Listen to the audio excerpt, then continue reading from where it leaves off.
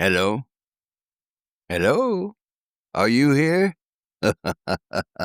Of course you are. It's the Paul Leslie Hour. Where else would you be? Today we're talking to you from the rustic grounds of Awendaw Green in South Carolina for a freewheelin' conversation and whiskey sipping. Uh-huh. Join beverage expert and historian Coby Glass and our own Paul Leslie as they sample 4 selections from Heaven's Door, the award-winning handcrafted collection of whiskeys co-created by the legendary Bob Dylan.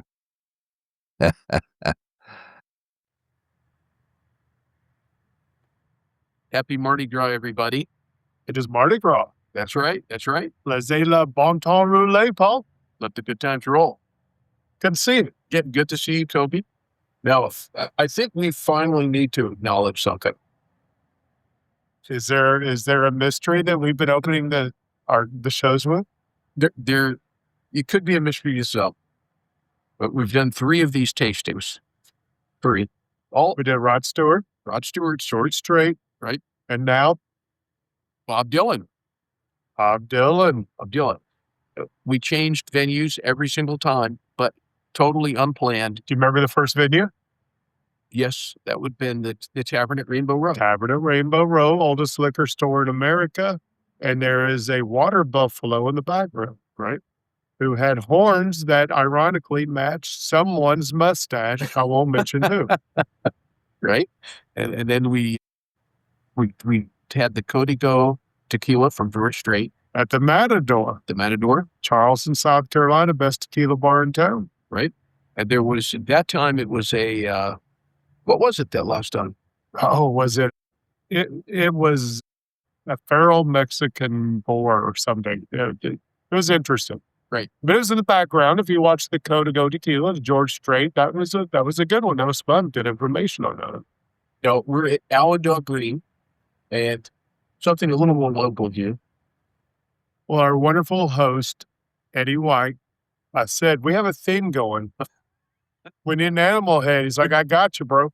If you've ever known Eddie White, a legend, Eddie went and got us an animal head so we could continue the theme. So we have this, I think his brother-in-law, he mentioned something. But for those of you who enjoy these podcasts, what do you call these? I call them sippings. Sippings. If you enjoy the sippings, look for the animal head. Right. And for those of you who know what the one was from the Matador, please send us that information. We'd like to know that. Yeah, absolutely. There's some hunters out there. Right. Thank you for paying close attention to that person. Now, for the whiskey. There's a little Bob Dylan Mardi Gras connection. There is? There is. Mr. Tambourine Man was written after he left New Orleans, where he saw Mardi Gras.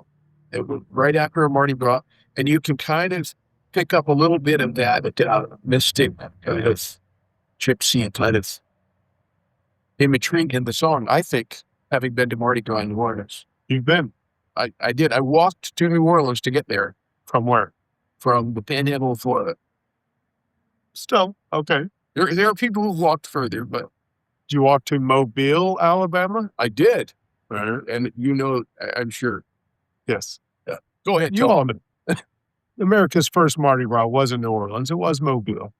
And I've been to the Mobile Mardi Gras. I've not been to New Orleans. I worked for Abita Beer for 4 years. Love you, Abita, folks. But they wouldn't do it's just too much. Jazz Fest and Mardi Gras, let the big money people do that. They did the local festivals, the ones that the locals went to, not the tourists. Right. Abita was good down there. But I did go to Mobile, and it was epic. I love Mobile. Now, this promises to be a freewheeling kind of tasting.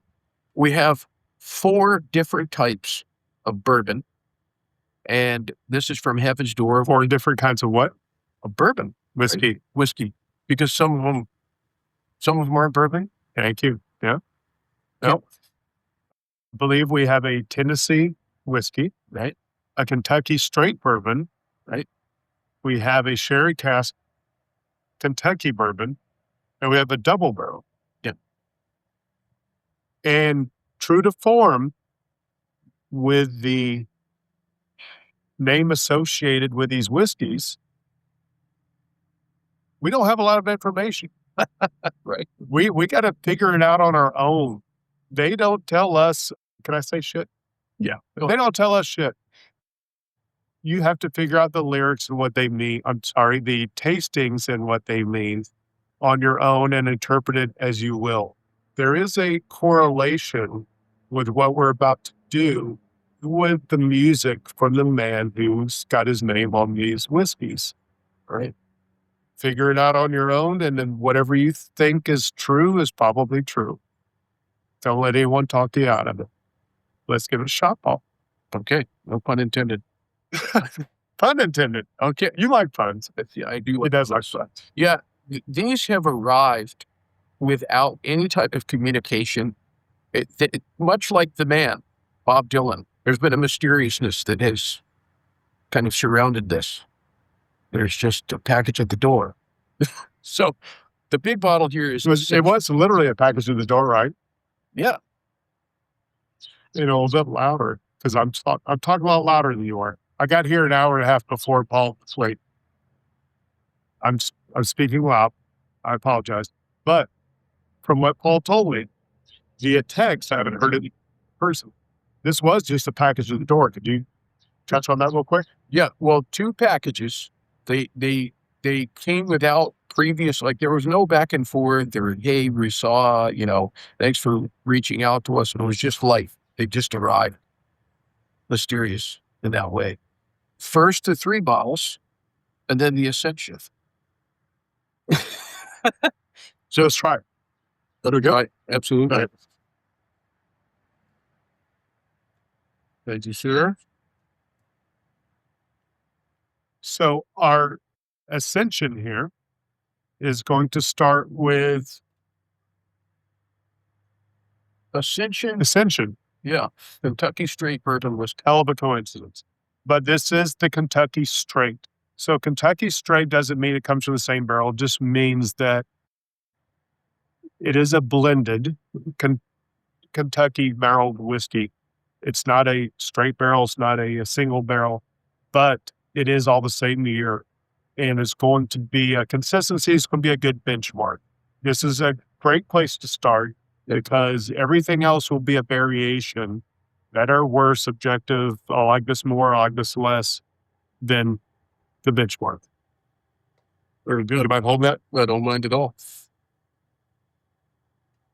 We took the liberty of taking the plastic off. Yeah, we wanted, but we have not tried these yet, as you can tell. Yep. We wanted to be respectful of your time. The very first spirit that I ever tasted was bourbon. Really? Yes. And this sounds like, I don't know, this maybe sounds a little overly Americana, maybe just a little too on the nose. But my first taste of spirit was Kentucky straight bourbon whiskey. And it was given to me by an elderly cowboy from Arizona named Belton. Delton? Belton. Belton with a B. And he said, he had a little bottle of it. And he said, what do you think about that? And then I entered into the world. My first real experience with spirits, freshman at the University of Georgia. It was before classes started. I got there early, was excited, had enough money for either something to drink or something to eat. Food halls weren't open yet. So I was on an empty stomach. Bought a bottle of Jim Beam because I was really into Hank Jr. and my music scene at the time. Drinking Jim Beam on an empty stomach when you're not used to drinking led to a very bad weekend. I see. And I could drink bourbon for about 12, 15 years. I can now. But that was I had to learn from that. Yep. So from that low point to the ascension of trying this Ascension. All right. Cheers. Cheers. Okay. A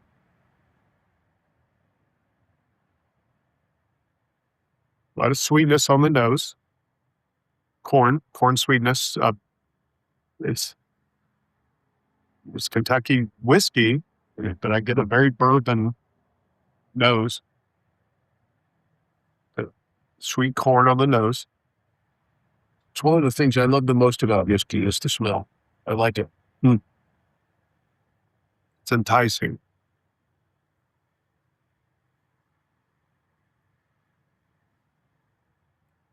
It's the same.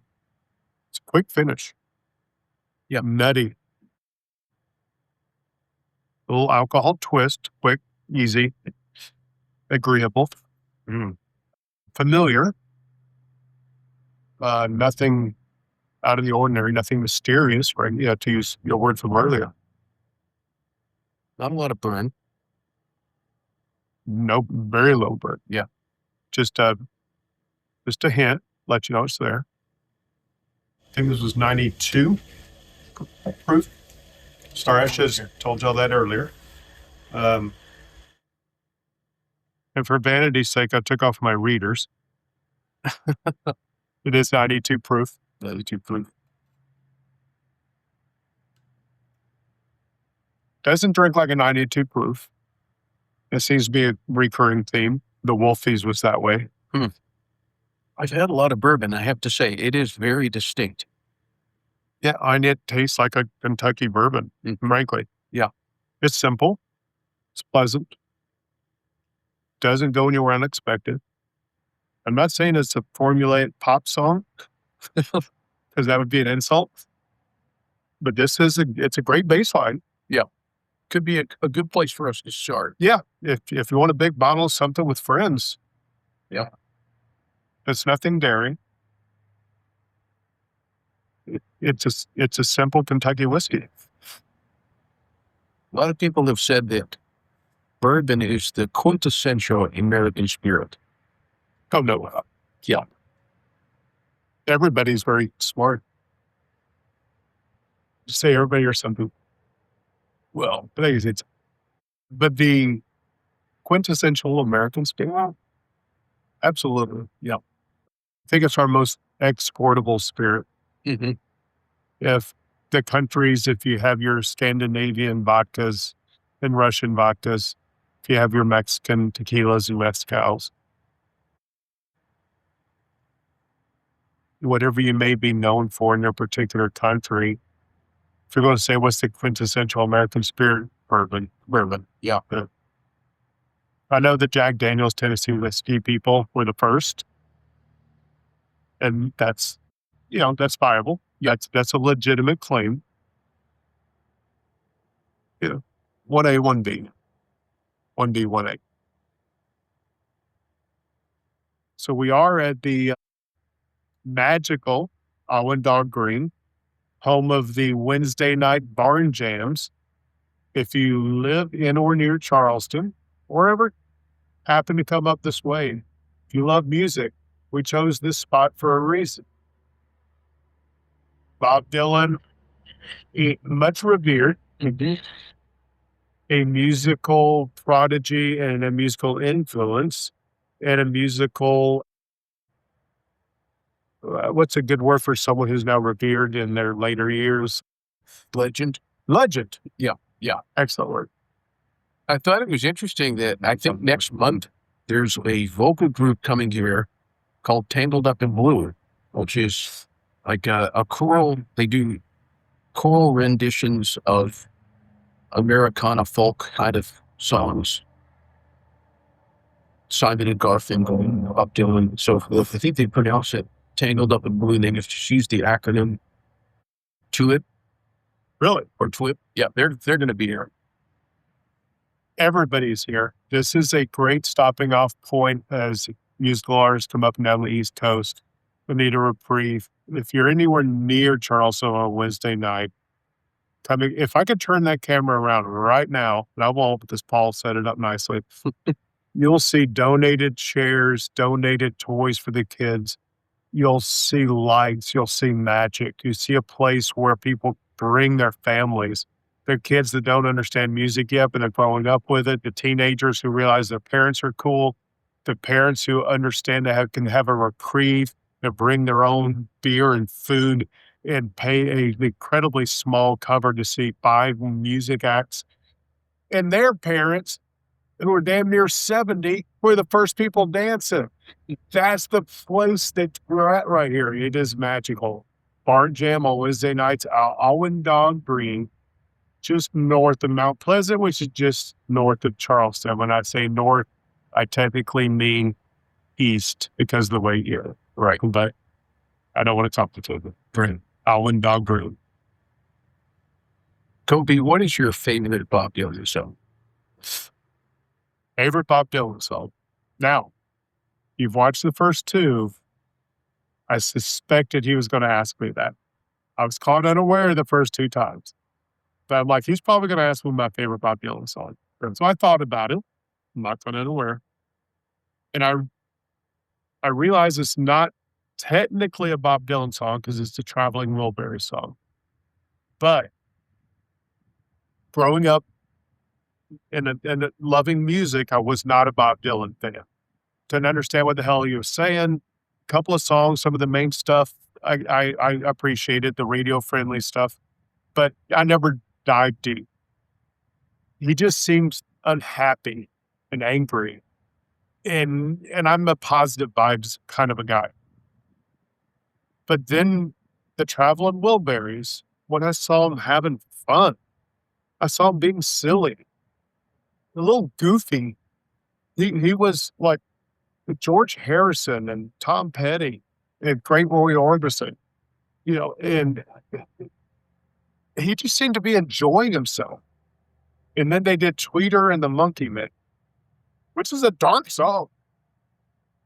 But it was like, you could understand I can't say that word, every dang word. Yeah. And it was a narrative. And I like story songs. I always do. I like story songs. Like I said with George Strait in the Chair. I like painting the picture songs. I always do. And the Tweeter and the Monkey Man was like, that's the Dylan I like. The guy who's having fun, singing with his friends, doesn't give a shit. I'm just having fun being a musician and being Bob Dylan and not worrying about all the other stuff. It seemed like he was really happy during that time period. And that made me like Bob Dylan. And then I went back into the catalog after Traveling Wilburys. I have to admit, that's what flipped it over for me. It was like a caveman. Yeah. Yeah. It's like, let me go back and check out some of the other stuff. Always like Tangled Up in Blue because of the story song. Yep. But the Traveling Wilburys is what made me like Bob Dylan more. Mm-hmm. What about you? You got one? Well, I mean, there's so many. I love Bob Dylan. But the one that I keep going back to again and again and again these days would be I Contain Multitudes. Oh, it's off the latest studio album. He's been playing it out a lot. But I love the fact that in that song, he's got all this stuff. Like he mentions right alongside these kind of grandiose things. He has these different lyrics like, I drive fast cars and I eat fast food. I contain multitudes. And it's just like him in terms of these whiskeys. It's not like him. Well, it is in the sense that he's not just going to do one. There's not just going to be one variety. It's just like his bootleg series. He does the bootlegs, and it's just like, I mean, you can hardly keep up with what he's releasing. With the whiskeys, you can't just try one and be done. It's like we're going to take one, and then you're going to ascend from there. Is that our segue to go to number 2? Perhaps. It's a pretty good one. Perhaps. You should do radio. I didn't plan it. Again. But it was good. It's a quality segue there. Coby is a beverage and history expert. And I knew, my gut was saying we're going to start with the big bottle first. But I'm not going to say that it's boring, but this is kind of like baseline. Yeah. Baseline, that's the word I'm looking for. Here for you. Yep. And then, as I mentioned, I took my readers off for vanity reasons. So this one is Revival, Kentucky Straight Bourbon Whiskey. So that's the Revival. Also a great Allman Brothers band song. So Paul doesn't know this yet, but that was reminiscence. Really? What's the word when you say something that is going that gives you a hint as to what's to come? It's not prescient, is it? Prescient. Maybe. Prescient? Look it up. So yeah, put it in the notes. All right. Sometimes we need people to help us with this. Right. If you want to volunteer, it's thepaulleslie.com. That's right. Is it Paul Leslie? Yeah, you're right on the button. Give me a little less generous of a word that time. I want to keep it together. Paul wants to keep it together. It's too late for me.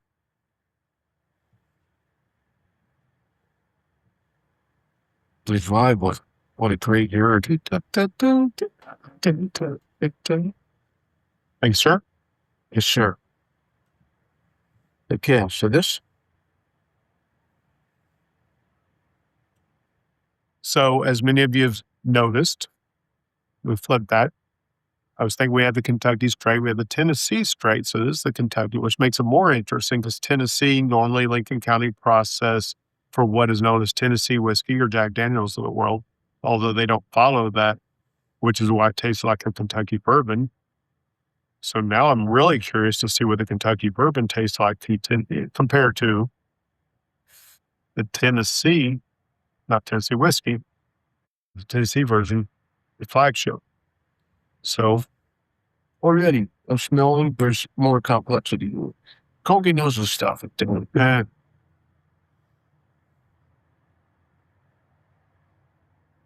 I like to think that there's always more to learn. There's always, like any topic, sports, religion, politics, the people who think they know everything are the ones who don't know anything. Yeah. Well, I went to Kentucky for the first time over the last year with a guy, Howard Curry is his name. And I'm not, maybe this is my imagination taking, but I stood there in one of those fields in Kentucky. This is kind of that smell, but that kind of grass The distillation, there's something in that. it's lighter. It's very light. That's why I'm not trying to huff it up. And maybe because it is a smaller corp. We have a job to do. Very light on the nose. A little nut, a little con in the nose. Let's do nutmeg. Nutmeg, close. Right. Open to interpretation. It is different. All right. So we went a different direction.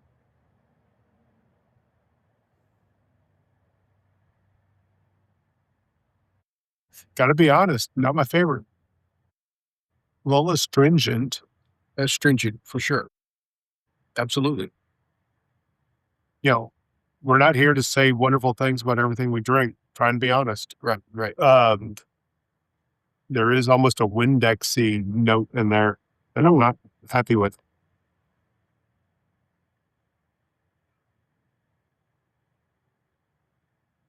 I like the nuttiness, but that astringency, kind of like a scotch, with some people love the iodine in the scotch, like an Islay scotch. And some people think, why do you like that? It tastes like medicine. Yeah.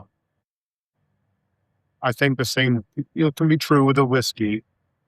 And that is very subjective. And it's subjective to my palate. I don't like the astringency. Yeah. Not my favorite. I tend to skew towards sweeter, bolder, bigger. Yeah. So it is a purely subjective thing. Yeah. Sorry, Bob. But no, this has an astringency that doesn't suit me. but the nuttiness and the finish, nice linger on the finish, Mm-hmm. which it does entice you into drinking again and realizing you don't like it. But that's not uncommon with spirits and Joe. Sometimes you go through it's like a relationship. This part's good. Oh, this part's bad. Oh, this part's good at the end. I'll try it again. That's kind of what's going on here. I'm usually It's a difficult relationship. right. But there are sometimes with these spirits, and this isn't me trying to sugarcoat, but sometimes when you try something again, you can come to I've had at least, especially with Scotch, in the Scotch world, where it's like, oh, wow, this is a little strange for me. And then like Lafroy, I'm not sure how you pronounce it. Lafroy. Yeah. The first time I tasted it, I thought, oh, this is strange. It is strange. Second time, strange, but I like this. Oh, keep going. I'm just saying, Did you have it a third and a fourth time? I did. Yeah. I came to like it. All right. Yeah. And so, can't leave them hanging. Right. Bob Dylan, a lot of people at first, when they're listening to him, they're not exactly on board. I remember the first time I thought, this is strange. It's a little strange. From what I knew about folk, Americana, that kind of singer-songwriter stuff, just come out and say it. So much has been said about Bob Dylan's voice. That's fair. And he's not unaware of it. Right. Yeah. And over time, I've come to enjoy Bob Dylan's voice so much that now I went from thinking, these folk groups like the Kingston Trio or any number of people, they did Bob Dylan's song better than he did. And now I'm of the opinion nobody sings Bob Dylan like Bob Dylan. So no one's done a Bob Dylan cover better than Bob Dylan? I would say yes. Now, with that said, I have some examples that I think are just out of this world. It just knocked me out. And if I listen to 3 seconds, I'm like, okay, I'm listening to this song. Like Herbie Hancock on the Imagine Project. He did this Herbie Hancock? Yeah, the pianist, the jazz guy. Right. He did The Times They Are Changing. And that is my absolute favorite recording of Bob Dylan that doesn't have Bob Dylan on it. Of all the ones out there, there's a lot. There's a lot of people covering Bob Dylan. Oh my gosh. I mean, I just interviewed Marshall Chapman. She did her own version of a Bob Dylan song.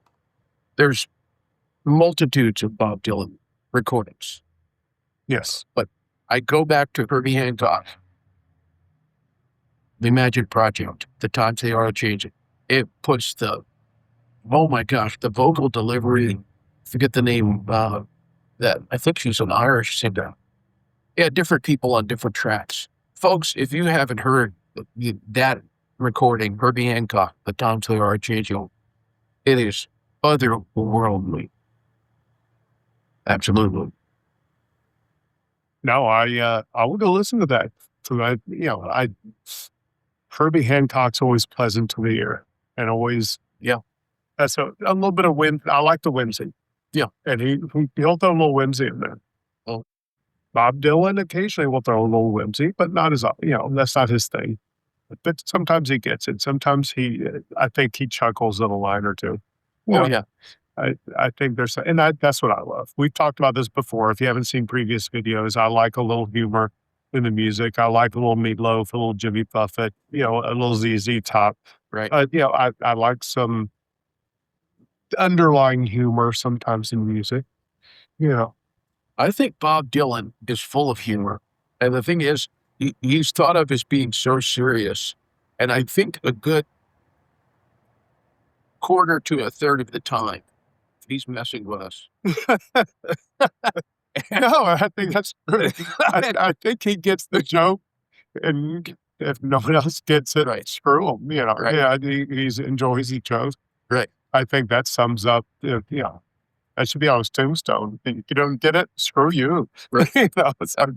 He gets it. I mean, if you watch your music video, like some like he did a Christmas album, Christmas in the Pop. I think this was in 2009. And what's that song? Who's got a nose? Ba, ba, ba, ba, ba, ba, ba. Must be Santa. Oh, well done. You watch that music video. You like music? The Paul Leslie Hour. Yeah. Paul Leslie's show. You changed it. Sorry. The Paul Leslie show. The Paul Leslie Hour. Yeah. It is up. Yeah. My bad. Yeah. It's no problem. You watch a music video like that and you just think, I swear this guy's messing with us. But I think a lot of times when we think Bob Dylan is messing with us, when we think he's joking around, and I don't purport to know what he's thinking. Nobody does. I think a lot of times when people think he's messing with us, he's being serious. And when people think he's being serious, he's messing with us. Great. Well said. You brought up Bob Dylan covers. Right. I got to share with you a story. Do you mind? No, this is a freewheeling episode. Do y'all mind? I'll be quick. Right. If you know me, you know I am. I'm going to condense it. If I ever close my eyes, that means I'm condensing the story. Late 70s, I was working for an Anheuser-Busch distributor. We had some things. We did a Red Hook festival, but we had Sunvolt. And Sunvolt was like, it's Americana, or now what they call alt country. They're very similar. And Sunvolt, a great show. And they played the song, and I love the song. And then I heard 20 years ago, I heard Greg Allman do a Sunvolt cover of the same song. I'm like, oh, and it's Greg Allman's final album. And it's Greg Allman's final album, so I bought it. I have it. When I say album. And it had the Sunvolt song on it. And it's called Going, Going, Gone. I'm like, how cool is that he did the Sunvolt Going, Going, Gone on his final album? And then I was reading the notes because I'm old. I'm almost 62, and I like to read the notes as I listen to the album. Wasn't a Sunvolt song. Bob Dylan song. Yeah. Going, Going, Gone. And I'm like, and that is right about the time, that I had realized I liked Bob Dylan when I'd grown up not liking Bob Dylan. Yeah. Or not, that's wrong. I didn't dislike him. I just didn't get it. Right. I saw Bob Dylan. I apologize to Paul right now for sharing this story. Because it was, and I've shared this story before, it's out there, so I have to say it. One of my least favorite performances I ever saw was Bob Dylan at a Willie Nelson picnic. But because of the stage and the thing, you couldn't see him in he's in all white behind a great big grand piano that's also white, playing songs that nobody knew, and it just didn't work. But he tried. He he was out there trying something new. It was shortly after that things changed and I got to know more about Dylan. But when I realized that Going, Going, Gone was a Bob Dylan song, it just put that extra nail in the fact that I had been a Bob Dylan fan for years. I just didn't know it. Yeah. But Greg Allman's version of Going, Going, Gone, look it up. Okay. Good song. Well, we know we're getting honest. Mm-hmm. Tell you what, the Doobie Brothers, about an hour and a half before that, best show I'd ever seen ever. Yeah. And then Bob Dylan, maybe the opposite side of that. But he was trying new stuff. Now I give him credit for trying new things. Doesn't always work. Right. We've all been through it. Try new stuff. Whether you're an athlete, a musician, whether you work in payroll department, it depends. You try new stuff. Sometimes it works, sometimes it doesn't. Correct. The country music thing for Bob Dylan, I don't think worked. But if he enjoyed it, that's what counts. All right. I think. Ready? I always like shows that have any omission. Whether dancing like popcorn buckets and sodas Right. and, corn dogs and French fries going to Right. Or, Buffett, he would play like one or two music videos or, a montage of clips through the years. People would go out and either get another beer or margarita, what have you. But he would also show the audience pre-recorded before the shows. Right. Because for the Buffett shows, they would show up, early that morning. Right. And they would just go out and get third roll, B-roll. Thank you. Oh, yeah. Get B-roll footage and just edit it during the day, loosely. Right. To show that during Yeah. You need to do that. Sometimes he would end the montage of B-roll with, and would sometimes play it during changes of latitudes. He would play that. He always would end with nudity. It was always like mild nudity. Right. Mild nudity. But it was a signature. We're not doing that. No, we're not doing that. Okay. Yeah, we are not doing that. No nudity. You don't have to be worried. I do have some surprisingly firm body. But we're no nudity. No nudity. We've never had that on this show. It's a different channel. So we're at the halfway point. We've tried Ascension, Revival, and now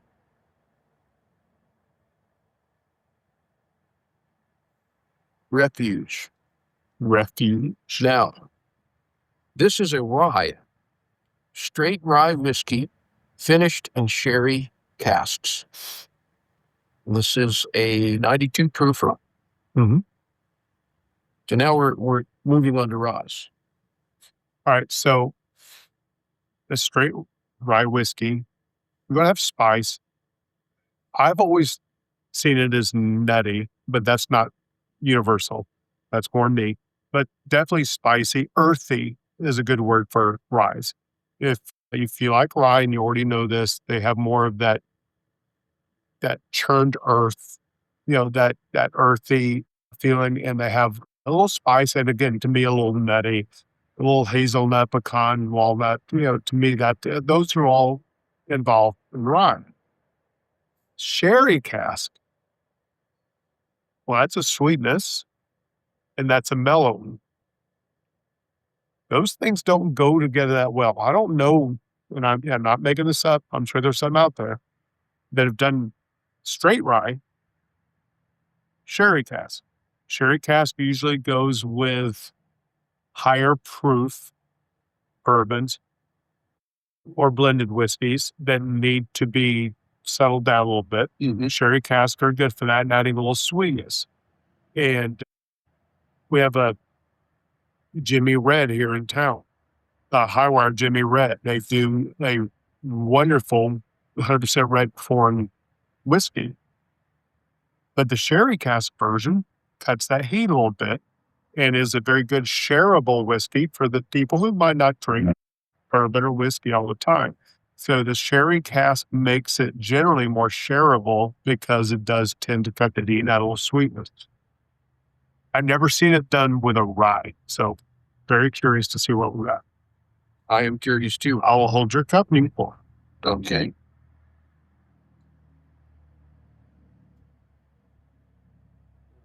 This is yours. That's good. Okay. Now, is this what Don McLean is referring to when he says good old boys were drinking whiskey and rye? Yes. Yep. Good old boys were drinking whiskey and rye. In that song, since you brought it up, you love music, and I'm sure you already know this, but for those of you out there that don't, when he drove his Chevy to the levee, that wasn't like in Greece when they're in the levee doing the car race. The levee was a bar called the Levee, and they had run out of whiskey. Okay. When he drove his Chevy to the levee was the name of the bar. It's a working class car. Oh my gosh. I did not know that. Well, there you go. Cheers. Paul Leslie, I taught him something. That's rare. It's usually this direction. He knows so much more. I always learn from Coby.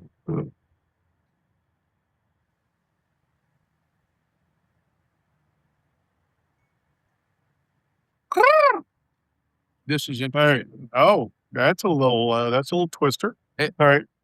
Yeah. Nothing on the nose. Nothing. I mentioned this in the Coda. Got a big nose. Doesn't work that well. I get a hint of alcohol. There's almost, for me, The nose is virtually non-existent. And then it is,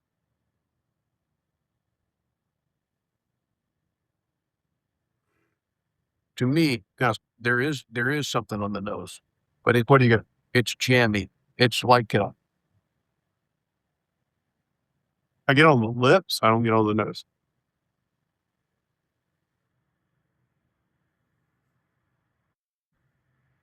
it almost smells like apple butter to me. Doesn't knock you over, but it's there. And then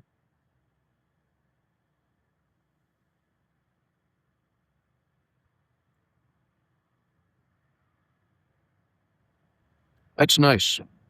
I like this one.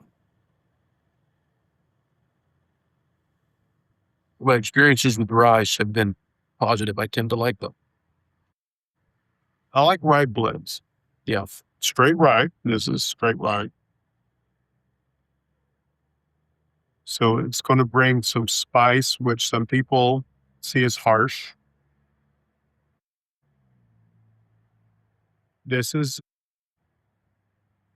when we did Código Tequila, and if you haven't seen that one, that was a fun one. But I made a stupid analogy with bubblegum cigarettes. I'm going to make another stupid analogy. Go for it. When you're a kid, you have those little helicopter things where you pull sometimes they're Angel, sometimes they're G.I. Joe. It's the same basic toy where you pull the string and you have a little helicopter, usually the bamboo blades, and you pull it, it goes, and you pull it, it goes, and then it's gone and drifts off. That's what this is. This has a very quick escalation and then a very quick drift off. It's very different. It is, I think, different from every whiskey I've ever had.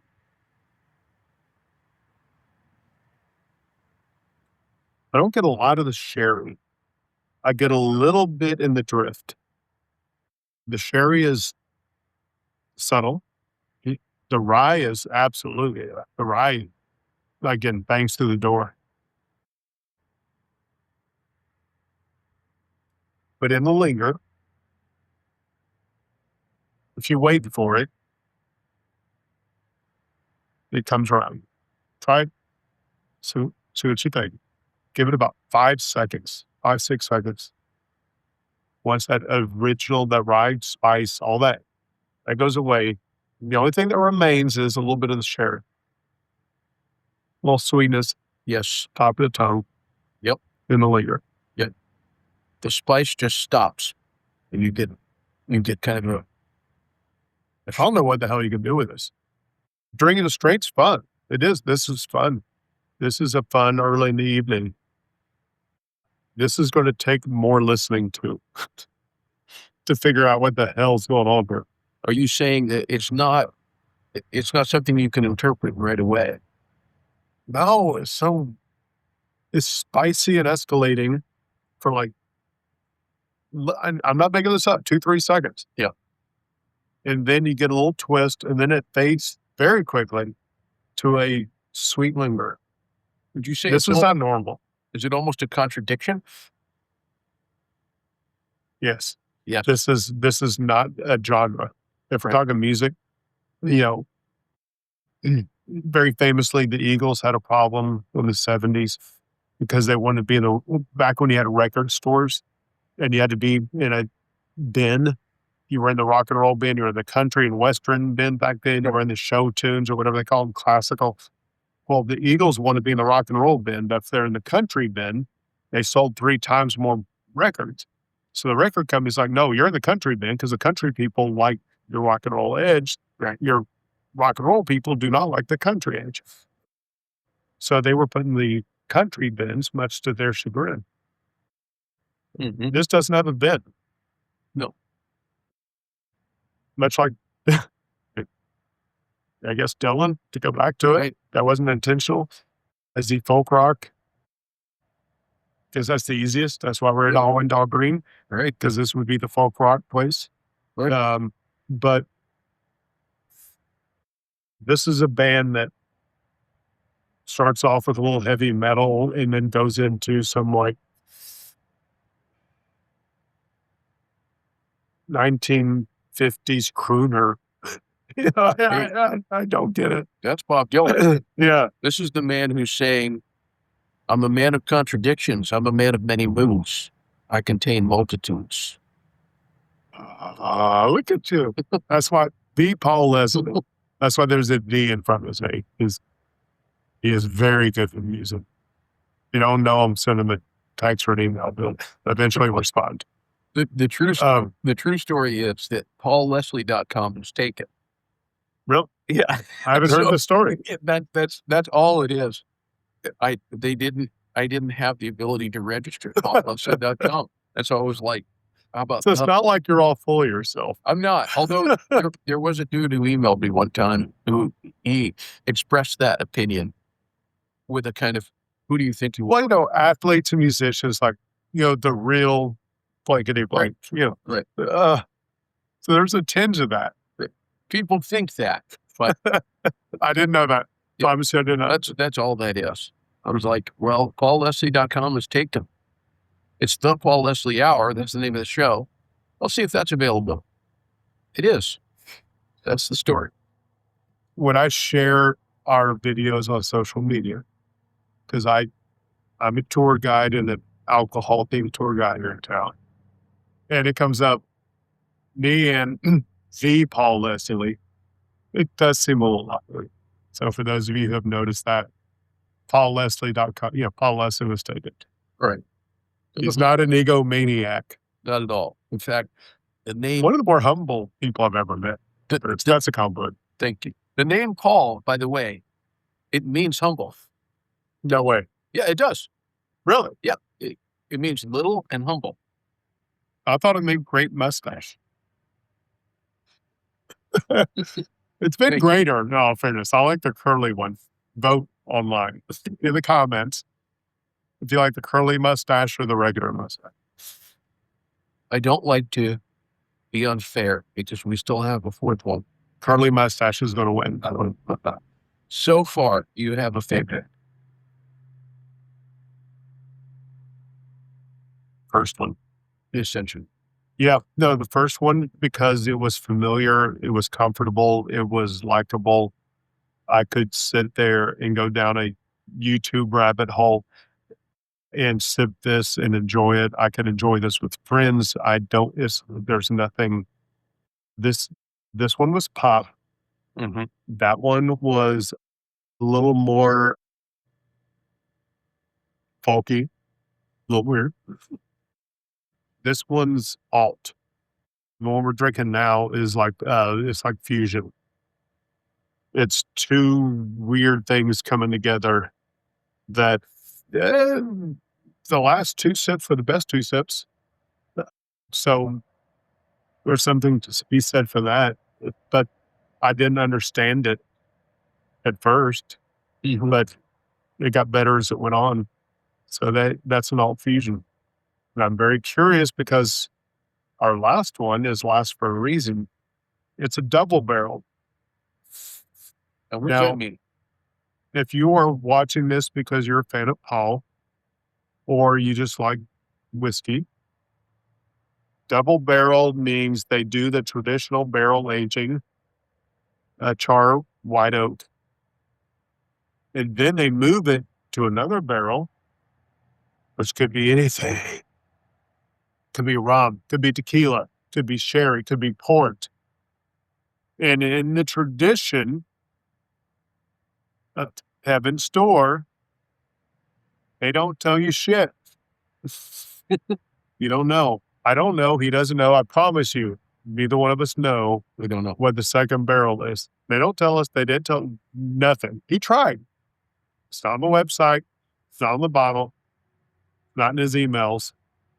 I have no idea what the second barrel is. Right. We're going to have to figure this out for ourselves. I'm not making this up. My name's Coby Glass. If you look it up, charlestonpubtours.com. Is that okay? Oh, absolutely. Okay. charlestonpubtours.com. charlestonpubtours.com. But seriously, we don't know.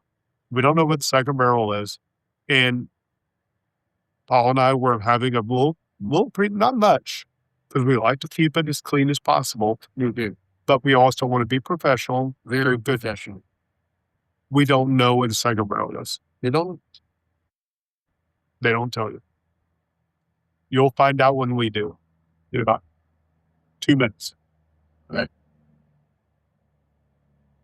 Get your second cup. Now my second cup. So this one, let me see real quick. Right? I'm incredibly curious about this final pour. Thank you, friend. Let me see that bottle real quick. So Revelation Double Barrel Whiskey. This is a 100 proof. So Can you repeat that? And I'll put this up there for editing purposes. 100 proof. No. Revelation. 100 proof Friday. Revelation Double Barrel. It's 100 proof. Our last one of the evening, the one we know the least about. The least about. And we tried. So you'll learn with us. Okay. Thank you, Paul. Thank you. Cheers. Cheers, my friend. As always, excellent doing this with you. I appreciate the Paul Leslie inviting me out to do these. If you like good whiskey, if you have a chance to come to Charleston, please check into us. We'll take you out and have a drink with you. Cheers. Cheers, folks. Happy Mardi Gras.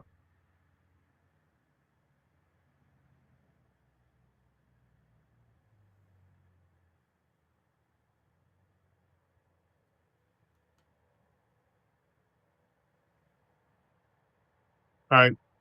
I have to talk for the sake of not having this much silence, but I have zero to say yet.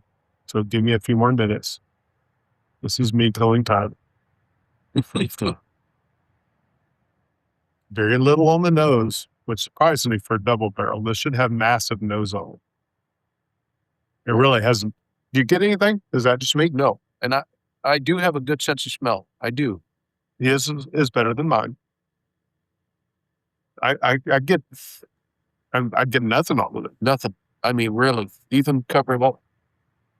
Won't be okay. It's faint. It's very faint. You really have to. Yeah, I'm a little stunned on this one. This is very mild for a double barrel where you expect traditional charred American oak process, then a twist in addition to that. In all fairness, I'm getting neither.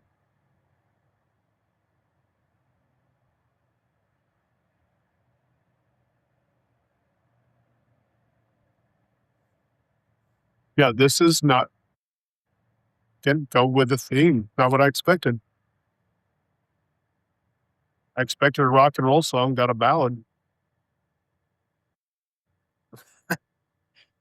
That's still an S. Yeah. It's not unpleasant. It's enjoyable to drink, but it's not double barrel whiskey. It's a soft ballad. This is soft. Again, not unenjoyable. It's soft. Yes. But it's very soft on the palate. Actually, I could see this being something that somebody who maybe isn't much of a bourbon drinker could maybe. You know what this reminds me of is the Wolfies. Wolfies. This is like the Wolfie Scotch. Soft on the palate, easy to drink, and it's agreeable. Mm-hmm. Mm-hmm. But if you're going to buy double barrel whiskey, you want those Leonard Skinner double guitar, punch. You want the one you know and the one you don't know. That's the attraction of the double barrel. Yeah. And when they don't give you any information on our website or in their emails, all's done is diligence. And then you get something again, agreeable. But soft, that's not a double barrel whiskey. Now, Coby, does it feel like there's a little more burn on this one than the others? This is so soft to get the burn. Yeah. If you didn't hear me, but Paul brought up a great point. You do get a little bit more burn. There's more burn because it is such a soft, the malt, the peat, right? Not the peat, the grain forward that you normally would expect. And the flavors that come from the char are so subtle that the alcohol is more prominent, and you actually do get more of that because it's such a soft drink. Had I known, we would have started with this one, because this is very soft. Again, not unpleasant, easy to drink, but not what I would expect from a double barrel, where you literally expect a sawed-off shotgun, one with a grape shot, one with a bullet. You expect the bullet, you don't expect the grape shot. That's what you want from a double barrel. Not the pellet gun.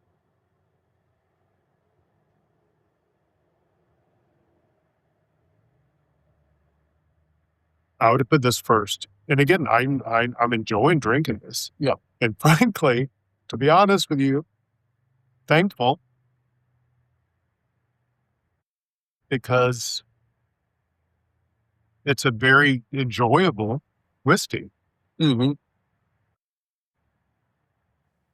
Not what I expected. Not what you expected. No. So 2 of these were nice. 2 of these were different. Not what I expected at all. And this is easily, of all the whiskeys and spirits that we've done, this is the one that's the farthest from what I expected. Yeah. Yeah. I'm all for Bob Dylan having fun. I'm just going. There we go. Yeah. Was that empty? It's got a little, just a little. You can't do a toast if there's nothing in the toast. There's a little something here. There's nothing. All right. He's lying to you. Paul Leslie lying to you on the Paul Leslie hour. I promise you a little, just a little. Just a little. That was a very tiny little bit. I can't let you lie to your people. They trust you, Paul. We all have a different meaning of little, by the way. He had nothing in that glass. We're going to wrap up this show. Bob Dylan's Heaven's Door. Too good, too weird. Is that fair? 2 of them were weird, 2 of them were good. But they are to be interpreted. They're to be interpreted, much like his music. Yes. As you wish. Paul, thank you, as always. Thank you. Cheers. Well said. And cheers to y'all. Cheers to you.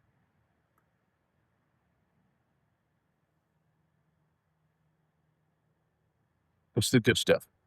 That's my favorite. You like that one the most? Yeah, it's grown on it. Well, no, because of the contradiction. And Bob Dylan contradiction for all makes that is a whiskey. And I hope it does. Bob Dylan contradiction should grow on everything. Right. But there's the whiskey of the music. I'll enjoy the evening. Cheers. Now, I'll just say real quick, Bob Dylan is returning to South Carolina for the first time in quite some time. He's going to be in Spartanburg, South Carolina in April. If you see me and recognize me from this video, please do say hello. And again, as we close out, we're the only 2 people at Awendaw Green. Thank you, Eddie White, for letting us host, for getting the lights on, getting the power on, having access to the mysterious green room inside. And thank you, Eddie. Appreciate it. I understand what you do for music here in South Carolina. I understand you do it for the musicians, not for the money, not for the glory, but for the musicians. And for the musicians who may be watching this, Eddie, how solid it is. Thank you, Eddie. Thank you, folks, for watching. And cheers, Paul. Cheers, my friend.